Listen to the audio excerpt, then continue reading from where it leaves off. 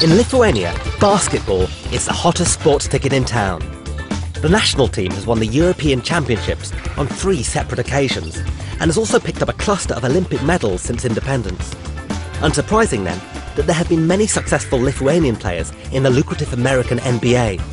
But interest in the domestic league is still huge. Literally huge. So, hello guys. Thanks for having me in on your training session. So, basketball's pretty popular here in Lithuania, isn't it?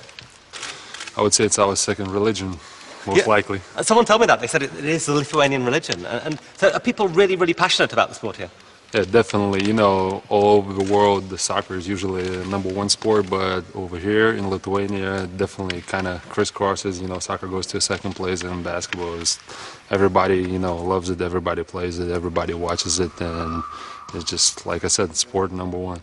Basketball's an American sport originally. Why do you think it became so popular here in Lithuania? It's very accessible over here, I think. You know, there was a lot of courts built, and people just started following it. And, you know, they've definitely picked up the game and definitely at their position now that they've mastered it. So, you know, it's just fun to come over here and be a part of it. So. Yeah, I'm just thinking your accent doesn't sound Lithuanian. Right? Definitely not. No. I'm from Australia originally. You're a foreign import. Yeah, I'm an import over here. So do a lot of players come and play here in the Lithuanian league? Yeah, definitely. You know, it's a great league over here, great competition. So guys from all over the world come to play here. So no, I'm just one of the many. And of course, Lithuanians have gone and played in the American league as well, haven't they? Oh, definitely. Yeah, every year I think we have a bunch of players go, you know, play, especially, you know, in college athletics, and few of the Lithuanians have been playing in the NBA, you know, and so far, you know, like we say, you know, they represent Lithuania pretty well across, you know, across the states. So can we shoot a few hoops? Is that the right terminology? Are you ready to see some English basketball skill? Here we go. Oh! You just throw it up there, okay. That's all you have to do. Okay, all right. Oh dear, that was poor, that was poor. Oh yes! Oh!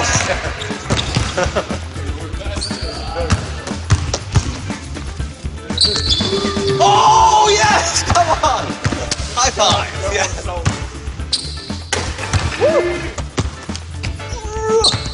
A bit of slam dunk assistance. Okay, here we go. 1, 2, 3. Whoa! Yes! I slam dunked it with help.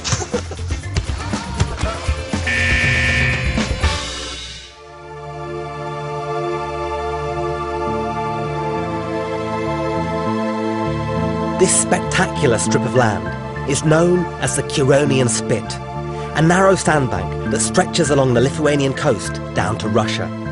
Since the breakup of the Soviet Union, this has become Lithuania's tourism hotspot. The result is the growth and expansion of seaside resorts all along the coast, like Klaipėda here.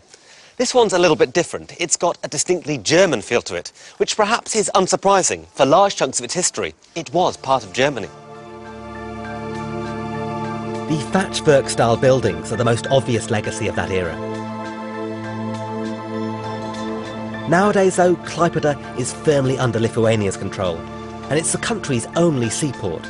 Ferries operate out of here to Germany and Sweden. As one of the most connected cities in the country, Klaipėda also operates as a gateway for getting up close to the fascinating sand dunes. To learn a bit more about the ecology of the area, I headed an hour down the coast to a popular fishing village called Nida and met up with local guide Matas.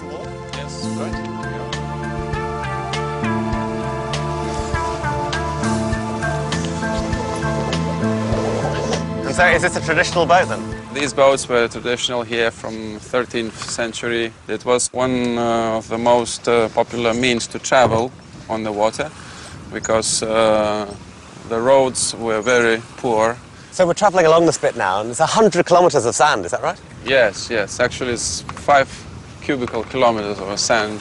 So has this been the place that Lithuanians have traditionally come on holiday? Yes, you can say so. It's the most famous resort, not only in Lithuania, but it was a famous resort in Europe, beginning 1920s, because the artists, the painters from Germany, from France, Italy were coming here to have holiday and to make some unique landscapes pictures of what they see, because the landscape was even more sandy than today.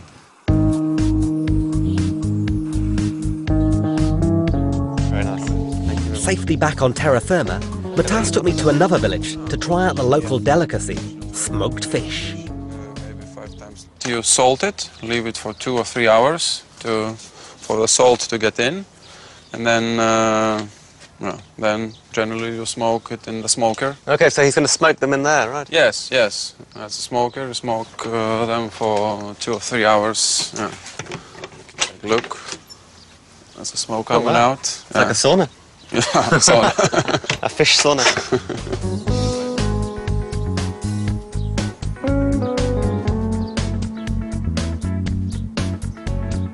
So, Matas, I guess at one point most people around here were fishermen. Are there many Yes. left working today? Yeah, with the time you get less and less, but truly, 100 years ago, every man was a fisherman because no other jobs were here, no agriculture, nothing. So everybody had, their kurenas, the old boat which we were traveling on, and they went fishing, of course. Look at that. Have a taste. No, that's nice, isn't it? And me personally, I like most this part. That tastes really good. You just take and It's a lovely and taste, a really nice smoky taste.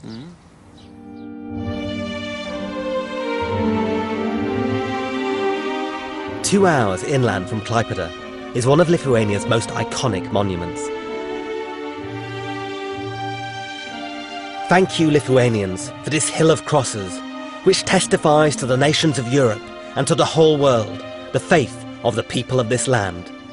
Lithuania only joined the Roman Catholic fold in the early 1400s. Fast forward a few centuries, and this spot became the most poignant place in the country, not only for Catholicism, but also for nationalism.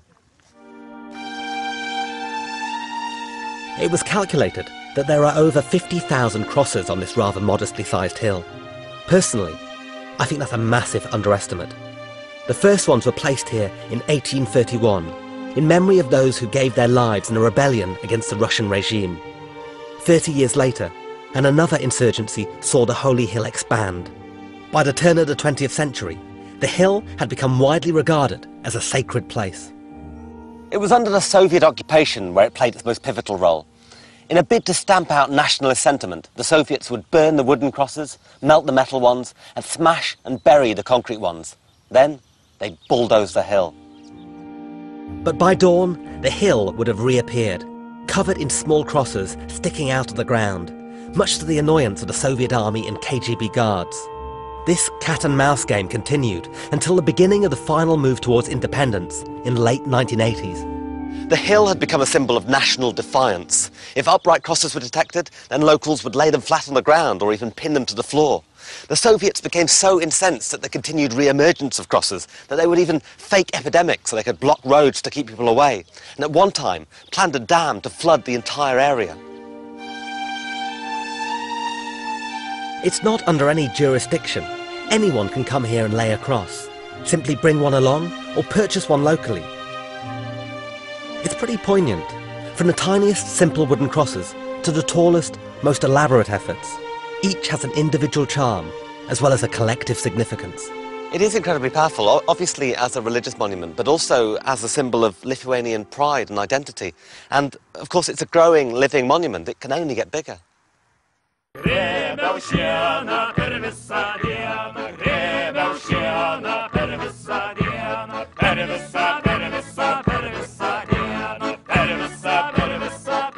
I've almost finished my journey around Lithuania, and I found a country that's confounded my expectations.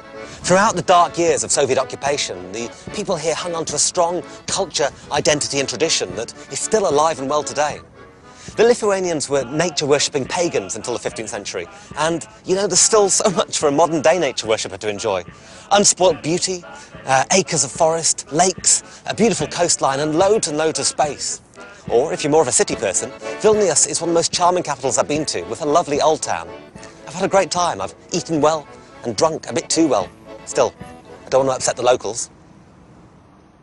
If you'd like to find out more about Lithuania, check out travel.lt. To arrange your own trip, visit airlingus.com, and for more information, it's travelchannel.co.uk. The thing I like most about Lithuania was Vilnius. It's great for a city break. It's got everything: restaurants, nightclubs, and a beautiful old town.